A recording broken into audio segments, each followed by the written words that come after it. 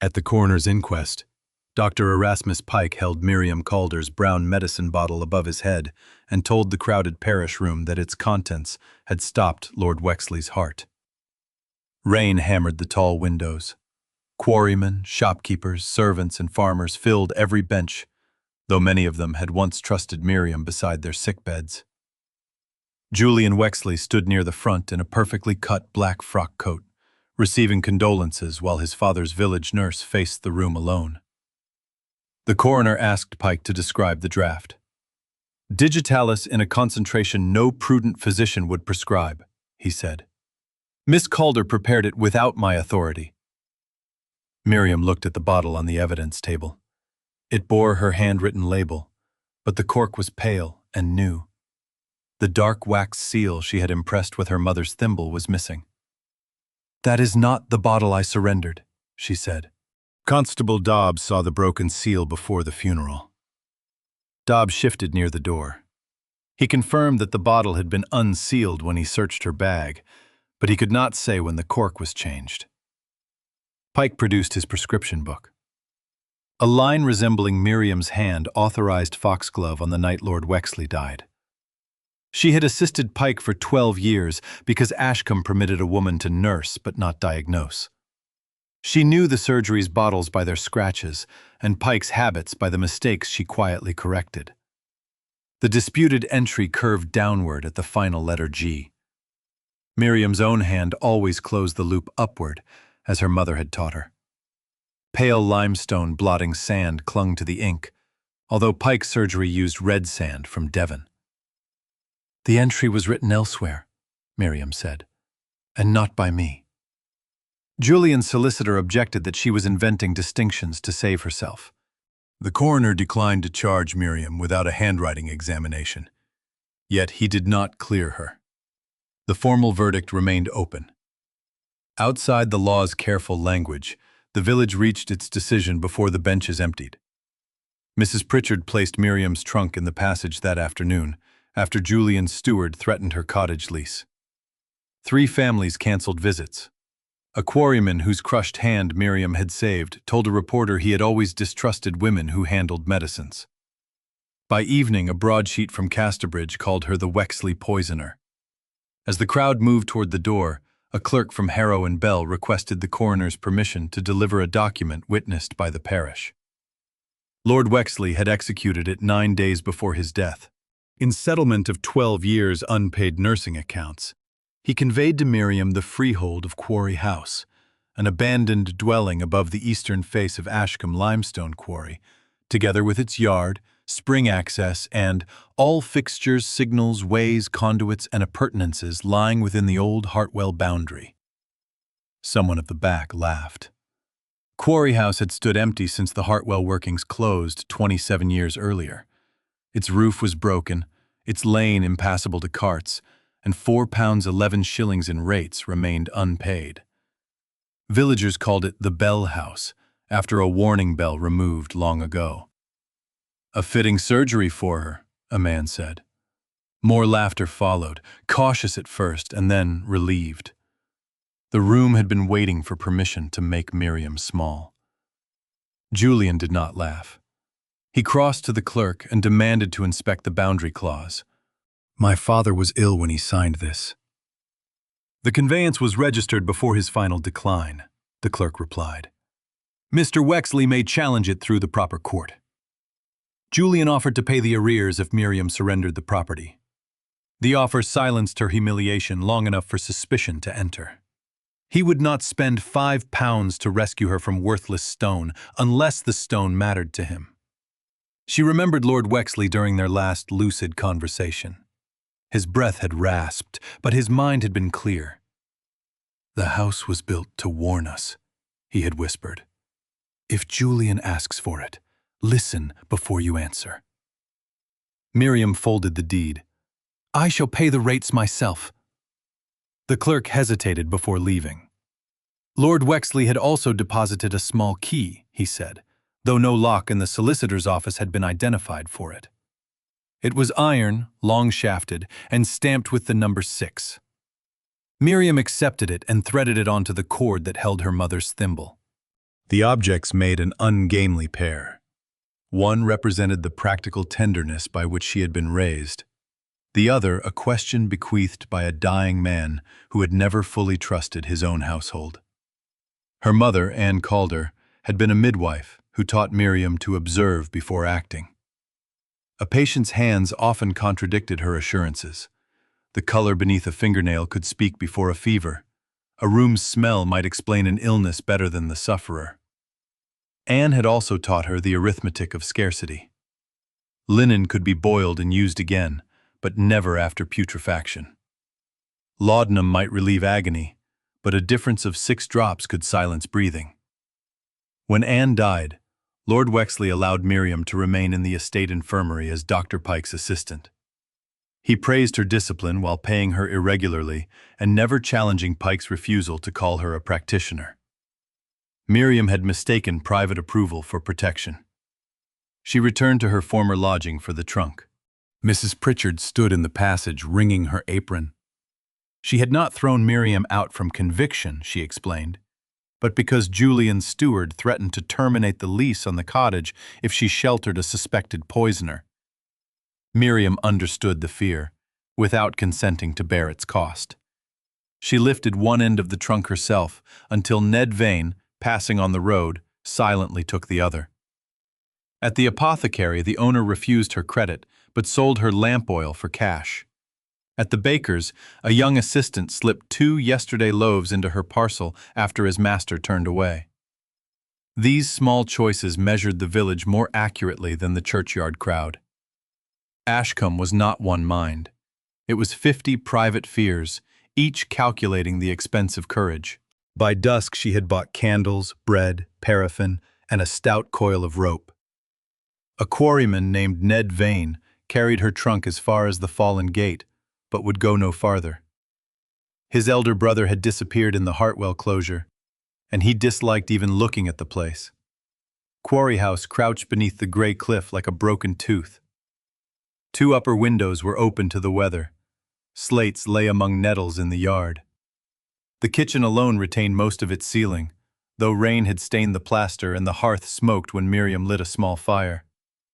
She barred the door with a bench, laid her mattress beside the hearth, and placed her mother's brass stethoscope within reach. For 2 days Miriam repaired the kitchen enough to keep out the worst rain, while villagers climbed the ridge only to stare from the broken gate. On the 3rd night, shortly after midnight, an iron bell rang beneath the floor. The sound was low but unmistakable. One heavy stroke that trembled through the flagstones traveled along the exposed signal tube and carried faintly across the wet valley. Miriam sat upright. 3 measured knocks followed from somewhere below. She took the lamp and found a rusted wire emerging from the wall near the cold scullery passage. It descended through an iron tube set between 2 flags. When she touched the wire, it quivered against her finger as if tension remained at the other end. Miriam pressed the stethoscope's wooden bell to the floor. Beneath the hiss of rain and the settling house, she heard a rhythm she knew better than prayer. A shallow inhalation, a pause, then a human cough. At dawn, Miriam searched the yard for an entrance. The western wall met solid quarry spoil. The eastern slope fell toward Ashcombe, its path choked by bramble. Behind the scullery she found an arched drain half buried beneath shale. But it was no wider than her shoulders, and exhaled air warm enough to mist the cold morning. She called into it. No one answered. Ned returned, carrying oats, a hammer, and the news that Julian Wexley intended to contest the deed. Miriam made him listen at the drain. At first he heard nothing. Then the bell sounded below, followed by 2 strokes rather than 3. Ned went pale. Hartwell signal. 1 ring to stop the winding engine, knocks told the level, 2 for the lower gallery, 3 for the infirmary drift. There was an infirmary underground? A refuge, air pipe, water barrel, bandages. Old superintendent insisted on it after the 48 fall. Ned stared at the sealed drain. They said the eastern workings were filled solid. Using a mattock borrowed from him, they cleared shale until they exposed an iron grill. Fresh scratches marked 2 of its bars. Through the opening came another cough, then a boy's whisper. "Please, my leg's caught." The voice belonged to Thomas Reed, a 14-year-old errand boy who had vanished the previous afternoon. He had entered an old sheep tunnel on Julian's land seeking shelter from the rain. A collapse had forced him through a ventilation passage into the abandoned refuge. His ankle was pinned beneath timber, and his lamp had failed. The drain could admit no adult safely. Miriam questioned Thomas about pain, bleeding, thirst, and the angle of his trapped foot, speaking with the calm she used at sickbeds. Ned fetched 2 thin Quarry apprentices. Miriam tied bandages, splints, a water flask, and written instructions to the rope. The boys crawled through, freed Thomas with a short lever, secured his ankle, and drew him out shortly before noon. By then, villagers had gathered on the slope. Thomas's mother embraced Miriam before them all. Dr. Pike arrived last and announced that the ankle must be amputated. "The foot is warm, the pulse is present, and he can move his toes," Miriam said. "It requires reduction and rest, not amputation." Pike's face tightened. Thomas's mother chose Miriam's advice. It was the first public choice anyone had made in her favor since Lord Wexley died. That afternoon, Julian rode to the Fallen Gate with his steward, Mr. Rusk. He did not dismount. "You have trespassed into workings belonging to Wexley Quarry." Miriam showed him the boundary clause. "The refuge, signals, ways, and conduits within the Hartwell boundary belong to Quarry House. Your father was unusually precise." Rusk leaned from his saddle to read. For one instant, recognition broke through his expression. Then he looked toward the open drain. "The house is unsafe," Julian said.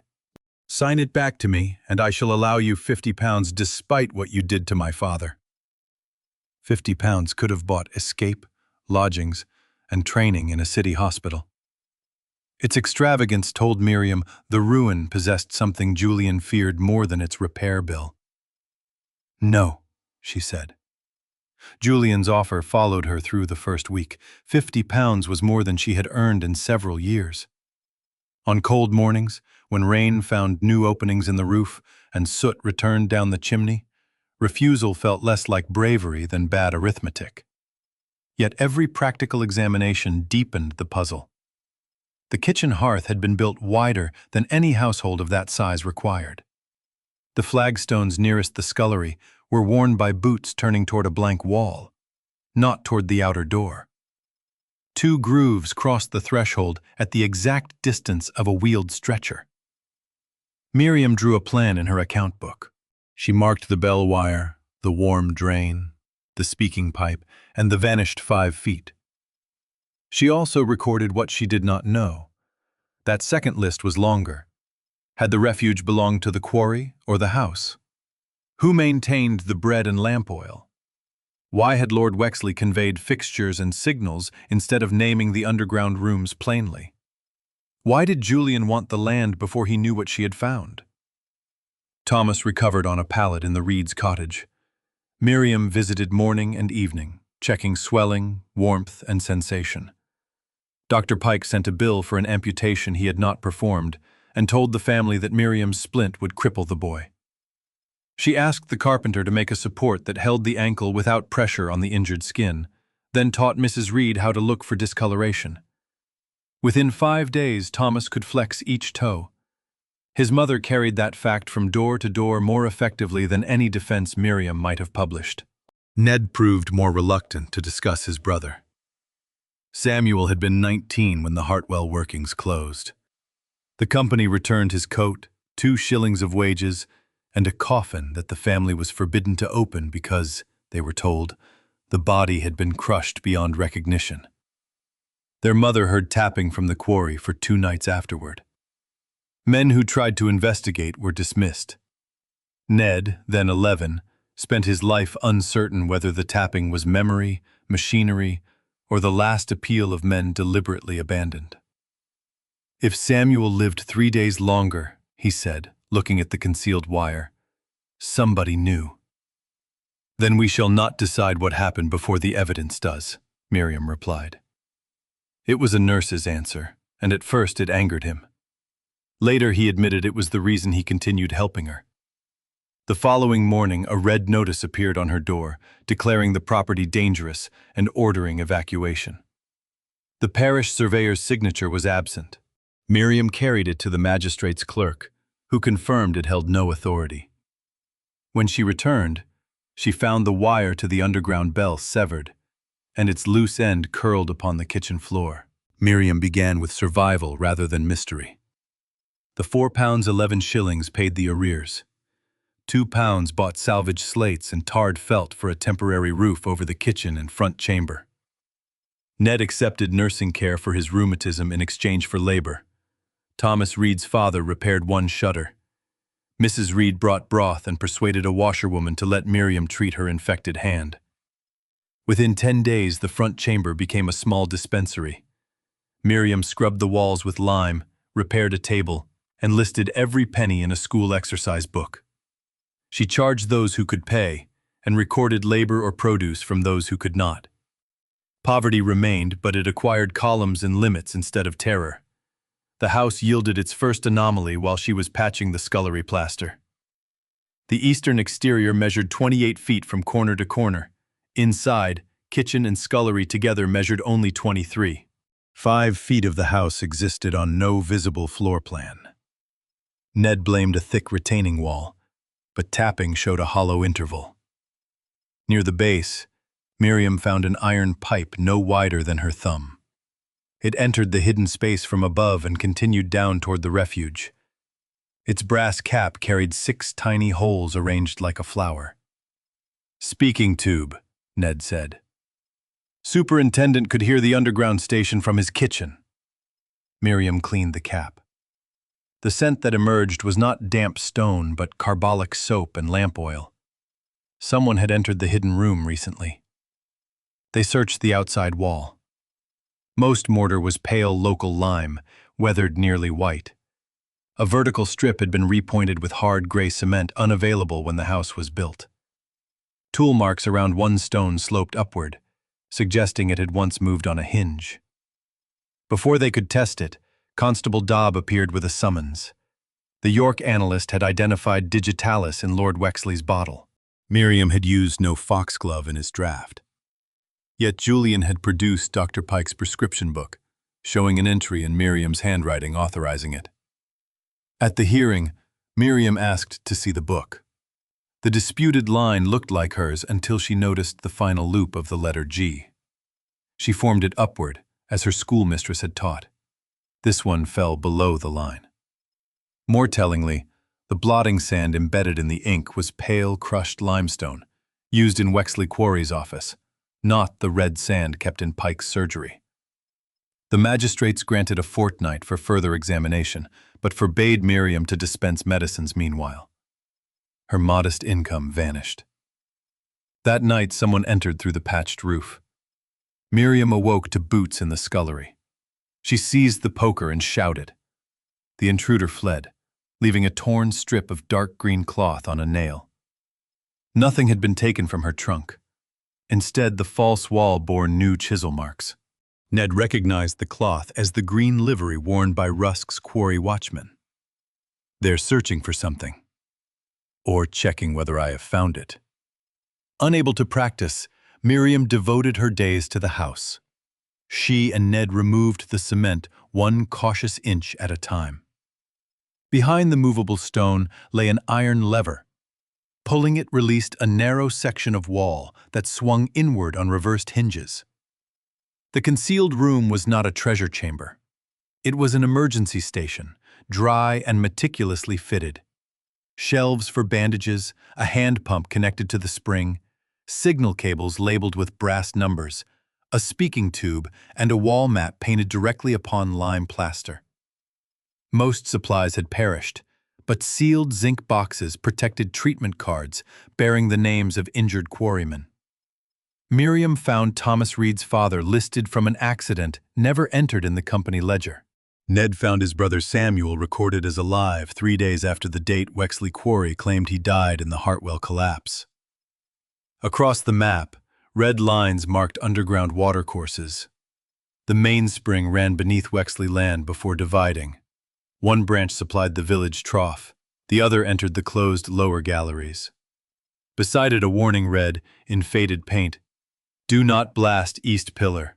Holds Ashcombe water." Miriam copied every word before touching anything else. The station contained recent evidence too: candle wax, muddy boot prints, and a fresh loaf heel. Someone had been using the old passages. In the lowest drawer, Miriam found vials wrapped in a Quarry pay sheet dated 2 weeks earlier. One vial held powdered foxglove. Another contained the same pale blotting sand found in the forged prescription. Ned wanted to carry them straight to the constable. Miriam stopped him. Possession inside her house could be turned against her. They summoned Constable Dobb, the magistrate's clerk, and Mrs. Reed as witnesses before moving a single object. Dobb sealed the vials and took impressions of the boot prints. The largest print had a triangular repair on its heel. The treatment cards occupied 3 zinc boxes, organized not by surname but by accident number. Each contained pulse, temperature, injury, medicines, and return to work dates in 2 hands. Miriam recognized Hartwell's angular script from old safety notices. The second writer used smaller, more exact letters and sometimes corrected a dosage. Initials at the bottom read E.M. Mrs. Reed remembered an Eleanor Marsh, a surgeon's widowed sister who lived at Quarry House before it closed. Village stories called her a meddlesome woman who encouraged workers to exaggerate injuries. The cards told another story. Eleanor had documented crushed fingers, stone dust coughs, infected wounds, and hearing loss. She noted when men were sent back underground too early and when wages were withheld during recovery. Her medicine shelves were the origin of the hidden room's dry scent. For Miriam, the discovery was intimate. She had believed herself the first woman in Ashcombe forced to practice medicine in the narrow space between usefulness and recognition. Eleanor's exact observations crossed 27 silent years and met hers on the page. Competence had survived even where a name had been reduced to gossip. One card carried a penciled diagram of the numbered signal system. 6 meant medical aid required. The iron key stamped with 6 opened the locked cabinet beneath the speaking tubes. Inside lay no valuables, only replacement bell springs, waxed cord, a small balance, and Eleanor's formulary. Several pages had been cut out cleanly. The missing section would have covered heart medicines, including foxglove. Miriam asked Dobb to seal the cabinet as evidence. She then made 3 inventories, signed by every witness, because she understood how readily a woman accused of poisoning could be said to have planted or removed a drug. 1 copy went to the magistrates, 1 to Harrow and Bell, and 1 beneath the rector's parish seal.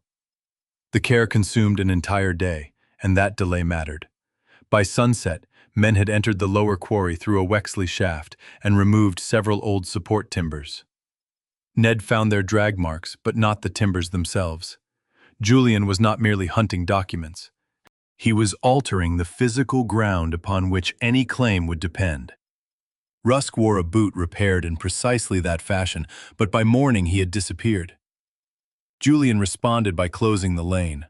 A wagon of stone blocks was tipped across the only cart access, and a notice claimed the road belonged exclusively to Wexley Quarry. Patients reached Miriam on foot, though she could offer only bandaging and advice. Food and roofing materials could not pass. She studied the deed. Ways and spring access were hers, but it named no route. The wall map showed an older pack road descending east from the yard, across land now fenced by Julian. Ned recalled his father calling it Nurse's Way because injured quarrymen were once carried along it to the refuge. Miriam and 4 villagers cleared the path with spades. Rusk's watchman arrived before noon and threatened arrest. Miriam stood on the boundary stone with the deed in one hand and Lord Wexley's treatment cards in the other. "If this is not a lawful way," she said, "Mr. Wexley may explain why his company paid maintenance for it until 1854. The watchman withdrew, rather than provide witnesses to violence. By evening, 20 villagers were clearing bramble. Some came for Miriam. More came because their fathers' names appeared in records the quarry had concealed. Earned trust did not arrive as affection. It arrived carrying picks and ropes. 3 days later, the magistrates lifted Miriam's medical restriction. A handwriting examiner confirmed the prescription was forged, and the analyst found the cork in the seized bottle had been cut with a machine used in Wexley Quarry's lamp room. Suspicion shifted toward Rusk, but Julian insisted his steward had acted alone. Miriam did not believe him. Lord Wexley's heart had been failing, yet his death came only after he conveyed Quarry House. Whoever altered the medicine knew of the deed and wanted the old man unable to explain it. In the emergency station, Miriam examined the bell system. Each underground level connected to a numbered lever. The line from the lower gallery was taut, though the gallery was supposedly abandoned. When she pulled it, a distant bell answered twice. The signal was deliberate. Ned, Constable Dobb, and Miriam entered through the refuge passage with lamps, rope, and chalk. The tunnel descended past limestone pillars scarred by old picks. Wooden supports bowed under mineral weight. At every junction, Miriam marked their route and checked the air with a candle. Her nursing experience told her what faint headache and rapid breathing could announce before danger became visible. They found Rusk in the lower gallery beside a locked timber door. His left ankle was broken, and fever had begun. 2 empty food sacks and a pry bar lay nearby. He tried to reach a pistol, but pain defeated him. "Leave me," he said. "You'll hang soon enough." Miriam knelt and examined the ankle. Ned protested that Rusk had destroyed her life and perhaps killed Lord Wexley. "If we abandon an injured man because he is wicked," she said, "then he has decided what kind of nurse I am." She aligned the limb and splinted it with 2 lengths of timber. During the slow removal, Rusk drifted in and out of consciousness. He muttered about a blue book beyond the locked door, and about charges set in the eastern pillar.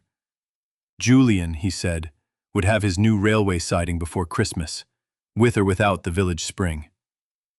They brought him into daylight alive. That mercy cost Miriam dearly.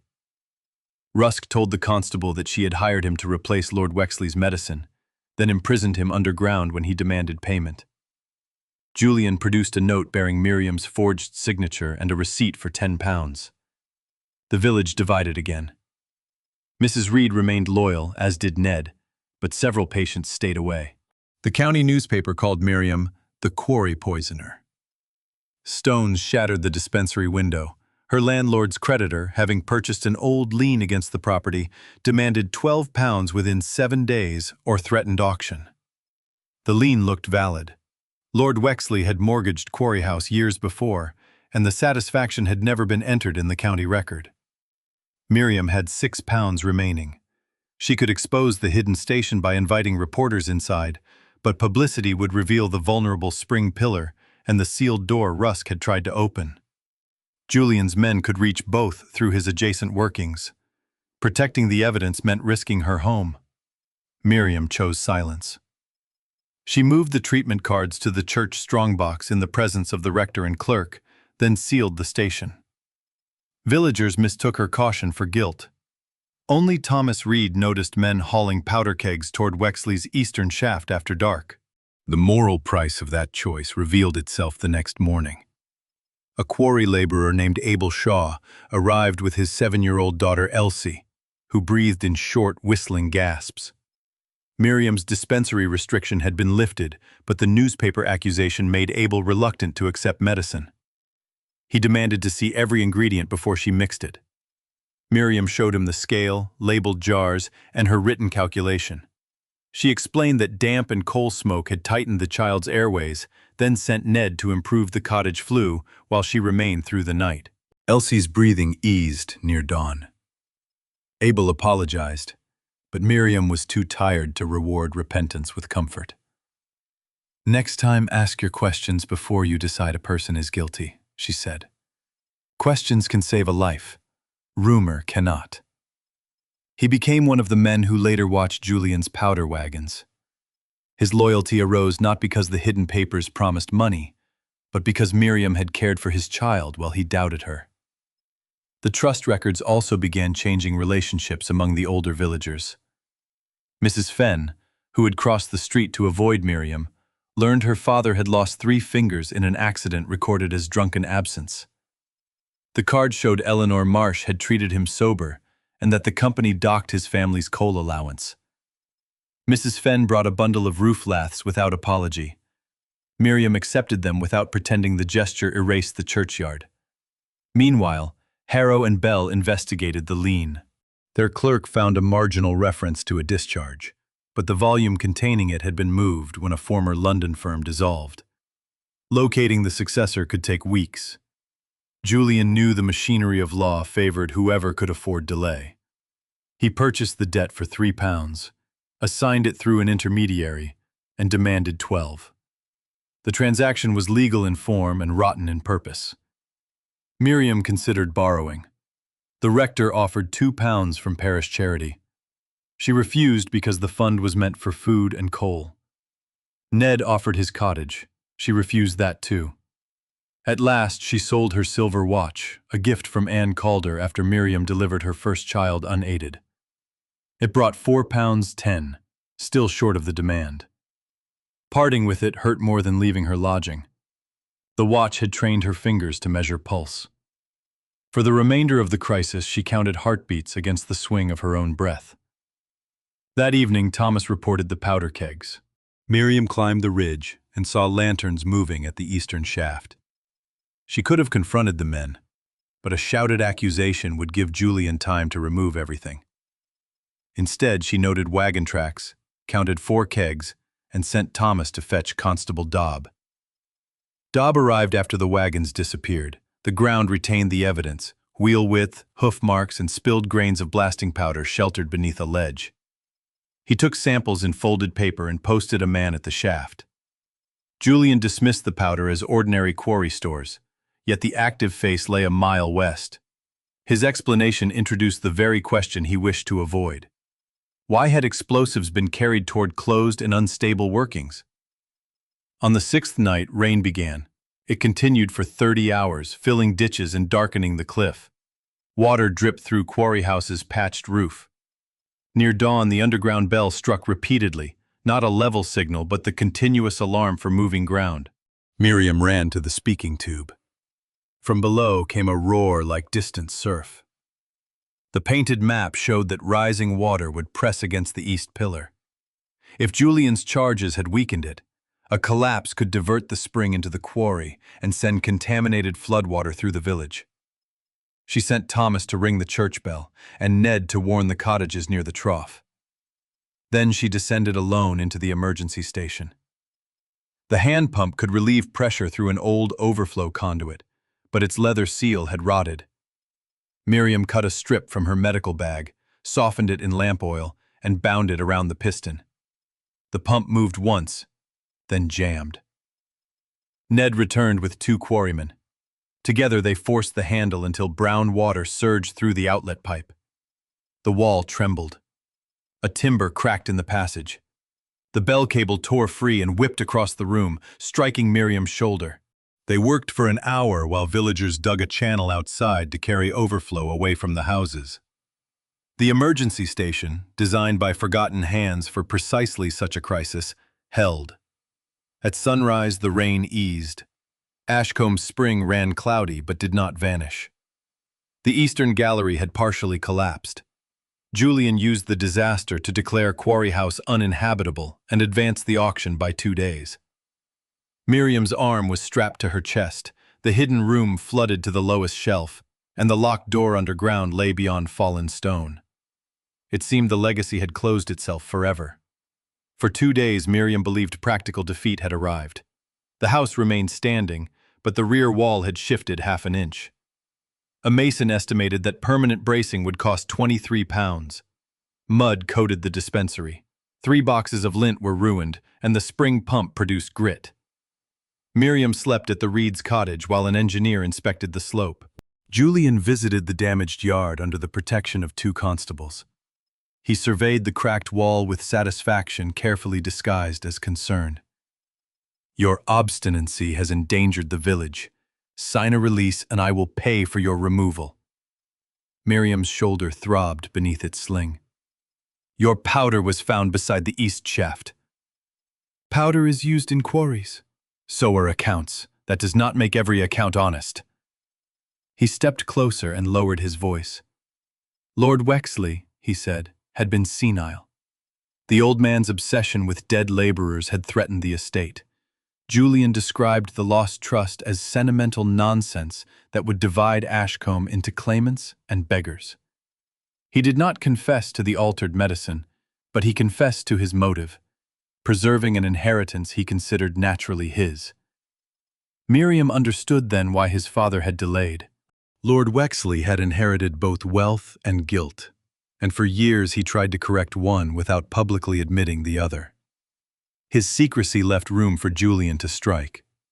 Good intentions concealed too long had become another form of cowardice. If your father had spoken sooner, perhaps he would be alive, she said. Julian's composure failed. He would be alive if he had known his place. Constable Dobb heard the words from the gate. They proved no crime, but they entered his notebook. The engineer declared the front half of Quarry House usable if shored immediately. Villagers supplied timbers from 2 barns. Abel Shaw brought a handcart. Mrs. Fenn cooked for the workers. Still, one skeptic, the butcher Mr. Coates, refused assistance and said Miriam had attracted the danger by disturbing sealed ground. She did not attempt to win him. A community did not become honest by pretending fear vanished at the sight of courage. While drawing the painted map, Miriam noticed small blue crosses emerging where water had washed away a layer of whitewash. They did not mark tunnels. They marked air shafts, each numbered to correspond with a treatment card. Samuel Vane's card bore the same blue pigment beneath his written name. Ned remembered that Samuel had been apprenticed to Hartwell's surveyor. If he survived the stated date of his death, he might have helped conceal records of what happened afterward. The final blue cross stood not underground, but at the disused lime kiln above the quarry. They reached it by foot because the lane remained blocked. Inside the kiln, one brick differed from the others. Fire brick set backward, its stamped maker's mark facing inward. Behind it was a copper tube sealed with resin. The contents were dry: a folded survey, 12 signed affidavits, and a letter from Gideon Hartwell, the quarry superintendent. Hartwell wrote that the 1854 collapse had been fabricated to conceal an illegal expansion beneath common land. 27 workers, including Samuel Vane, had survived in the infirmary drift. Lord Wexley's father refused compensation and threatened prosecution for trespass if they spoke. Hartwell used Quarry House as a clinic and gathered their testimony. Before he could present it, he was dismissed, and the surviving men were dispersed under false names. Samuel hid copies of the evidence within the kiln while Hartwell painted the water map in the emergency station. The papers also contained a deed of trust. In exchange for the workers surrendering claims that might bankrupt the quarry, the elder Wexley granted the Hartwell boundary, its spring rights, and a royalty of 1 penny per ton of eastern face limestone to a fund for injured workers and their families. Quarry House was named as the Trust Office. The document bore witnesses and duty stamps, but it had never been registered.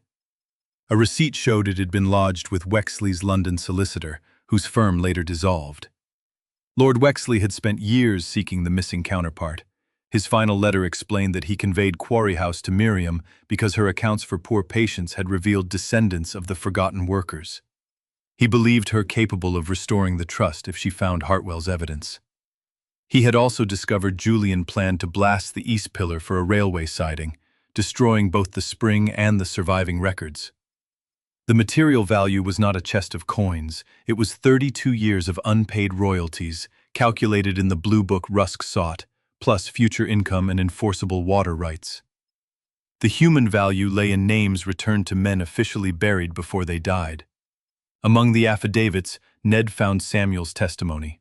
The young survey apprentice described how the survivors were removed through an eastern farm tunnel on the 4th night, after agreeing to sign false statements in exchange for wages and railway passage. Samuel refused. Hartwell and Eleanor hid him at Quarry House until he could carry copies of the survey to London. He later sailed for Nova Scotia under his mother's maiden name, believing any letter home would expose the family to eviction. A second later note reported that Samuel had married and become a quarry inspector. He had sent money twice through Hartwell, but both remittances were returned after the elder Wexley's agent intercepted them. Ned sat upon the kiln floor and wept without sound. His brother had not been abandoned underground, nor had he freely abandoned them.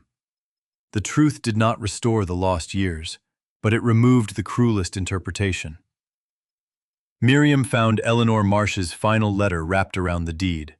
Eleanor asked that the emergency station remain attached to the Relief Trust and that trained women always have a place in its work. She did not ask for a memorial. She asked for clean instruments, reliable signals, accurate accident records, and a bed where an injured man could recover without losing his family's bread. Her legacy was not an object to display. It was a method of treating people as lives rather than expenses. The papers provided a route to verification.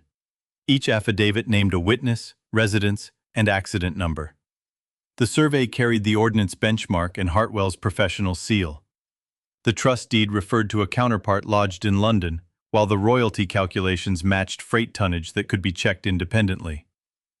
Miriam arranged the documents in chains: statement to card, card to payroll, payroll to freight entry, boundary to survey, survey to physical marker. No single paper had to bear the whole truth. They also found an explanation for the bell's survival. The main cable ran through a dry, lead-lined conduit and was counterweighted beneath Quarry House. Groundwater rising in the lower gallery shifted a float that could ring the continuous alarm even when no person pulled the line. Thomas had reached a manual lever in the refuge. Later, Rusk used the lower gallery lever after his fall. What villagers called a haunting was an engineered system whose makers expected danger and built a means to be heard. Proof still required more than hidden papers. The auction was scheduled for the next morning. Miriam sent the clerk by the night train to locate the dissolved solicitor's successor, while Ned rode to find 2 surviving witnesses named in the affidavits. She spent the night comparing quarry output figures published in railway freight tables with the royalty clauses. Even using conservative numbers, the debt to the trust exceeded £4,000. At 10 o'clock, bidders assembled outside Quarry House beneath a clearing sky. Julian stood beside the auctioneer. He expected to buy the property through an agent for less than the lien. Villagers gathered behind the gate, uncertain whether they had come to watch Miriam's defeat or prevent it. The auctioneer raised his hammer. Miriam stepped forward with her arm bound and asked that the lien satisfaction receipt be read. The clerk had returned at dawn with a certified copy found in the successor firm's archive. Lord Wexley had discharged the mortgage 18 years earlier. The creditor's claim was void. Julian demanded the sale proceed for unpaid structural penalties. The parish surveyor denied issuing any such penalties. Then Miriam produced the trust deed, the affidavits, and Lord Wexley's letter. She did not claim they alone settled ownership. She announced that Harrow and Bell had obtained an emergency injunction preventing blasting, sale, or transfer until the Chancery Court examined the trust. Rusk, carried to the yard on a chair under constable guard, laughed when Julian called every document a forgery. He had expected his employer to protect him. Instead, Julian had publicly described him as a solitary criminal. "Ask him who ordered the foxglove," Rusk said. "Ask why his seal is on the powder order." Constable Dobb displayed the Quarry lamproom ledger, recovered from Rusk's lodging. It recorded Julian's purchase of concentrated digitalis through Pike, followed by a payment to Rusk on the day Lord Wexley signed the conveyance. Dr. Pike, arrested at the railway station that morning, had confessed to falsifying the prescription in exchange for the post of medical officer at Julian's proposed works. Julian's flaw was not cruelty alone, but certainty that everyone he purchased would remain purchased. Pike bargained for leniency. Rusk surrendered letters. The creditor admitted Julian had paid him to revive the discharged lien. Each man saved himself by exposing the one above him. The auctioneer lowered his hammer without striking it. Julian attempted one final denial.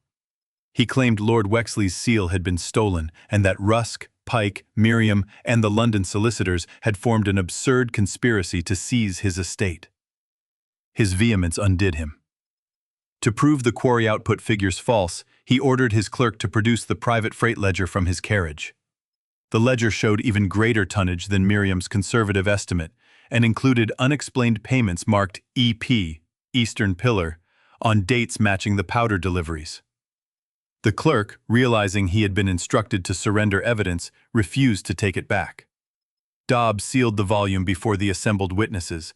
Julian lunged for it and was restrained by the same constable who had searched Miriam's medical bag. The symmetry brought no pleasure. Miriam remembered the brown bottle on the churchyard wall and understood that public reversal could never make humiliation harmless.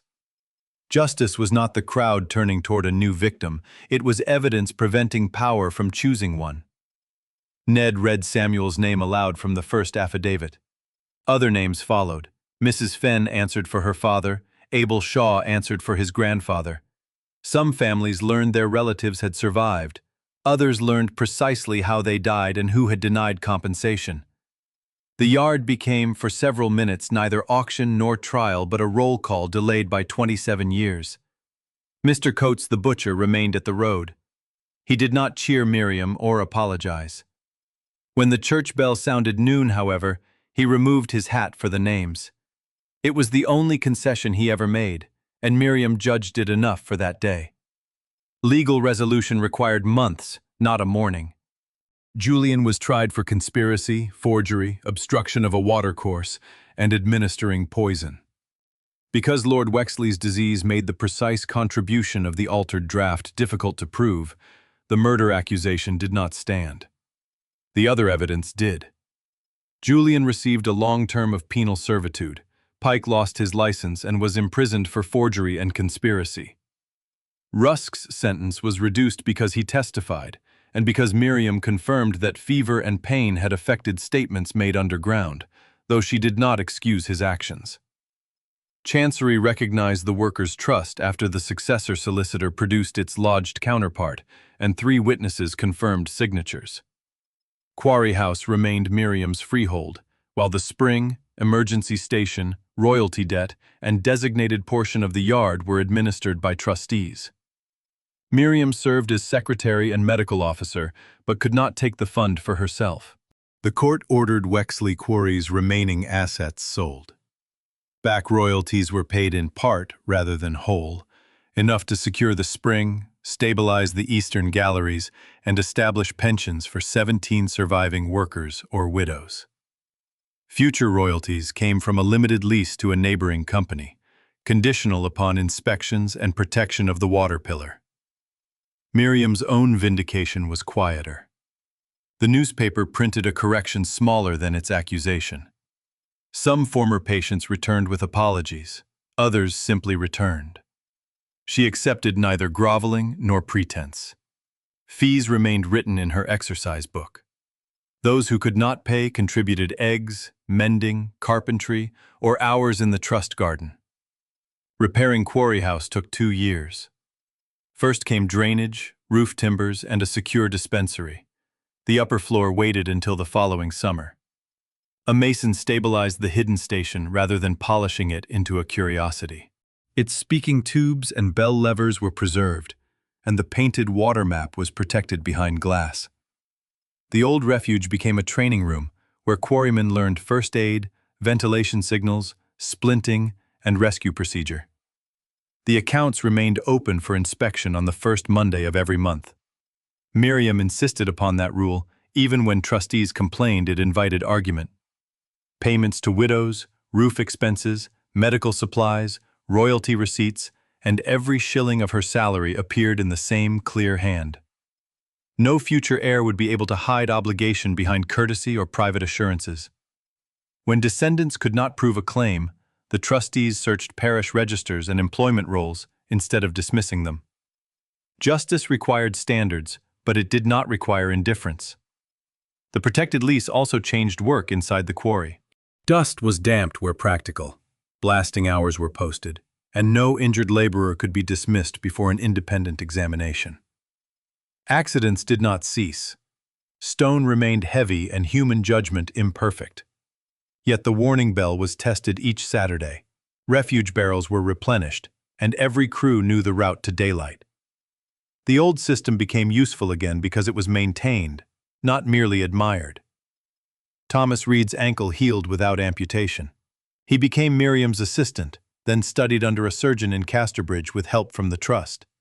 Ned Vane accepted a pension in Samuel's name but continued maintaining the signal wires, saying bells were less troublesome than men if one listened properly. Mrs. Reed organized a wash-house beside the protected spring. 2 rooms at Quarry House were set aside for injured workers and women recovering from childbirth. Miriam hired a qualified young doctor willing to treat her as a colleague. On the brass plate by the gate, her name appeared without apology. Miriam Calder, nurse and dispenser. Beneath it, another plate read, Hartwell Workers' Relief Office. Not everyone in Ashcombe admired her. A few insisted she had profited from scandal. Miriam learned that innocence did not command universal belief, nor did justice restore the 12 years in which she had been useful but never respected. What changed was her dependence upon their permission. She possessed work whose worth could be measured in lives, clean water, and records kept honestly. On the 3rd anniversary of Lord Wexley's death, Miriam stood in the kitchen while winter rain moved across the repaired windows. The flagstones had been lifted and relaid, but one iron tube still rose beside the scullery wall. Thomas, home from his studies, pulled the restored signal lever from the training room below. The bell sounded once. Not an alarm, not a plea from darkness, but the agreed signal that the evening lesson was beginning. Miriam closed her account book and listened as boots crossed the yard. Quarrymen, mothers, apprentices, and 2 girls who had asked to learn nursing. The house no longer seemed to breathe in secret. Its doors opened, its water ran clear, and every warning carried the promise that someone above would answer.